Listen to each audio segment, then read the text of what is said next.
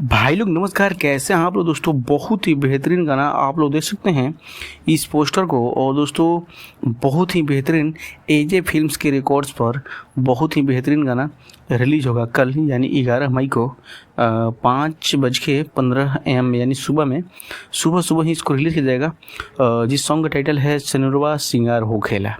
दोस्तों बहुत ही बेहतरीन पारिवारिक गाना है दोस्तों, और एजे फिल्म्स प्रेजेंट पर इसको रिलीज़ किया जाएगा। तो आप लोग रेडी हो जाइए जितने भी अंकुश राजा जी के फैंस हैं। सो दोस्तों आप लोग देख सकते हैं इस पोस्टर को। इसको गाए हैं अंकुश राजा और गीत लिखे हैं शैलेश राज यादव ने और संगीत है आर्या शर्मा का। दोस्तों बहुत ही बेहतरीन गाना है दोस्तों। तो आप लोग इस वीडियो को ज़्यादा से ज़्यादा शेयर कीजिएगा अगर आप लोग अंकुश राजा के फैंस हैं तो। सो दोस्तों यही अपडेट है, बिग अपडेट है। तो कल रेडी हो जाइए, 5:15 पर इसको रिलीज़ किया जाएगा एजे फिल्म्स के रिकॉर्ड्स पर यूट्यूब चैनल पर। और सेनुरवा सिंगार हो खेला दोस्तों सॉन्ग का टाइटल है सेनुरवा सिंगार हो खेला और गाए हैं इसको अंकुश राजा।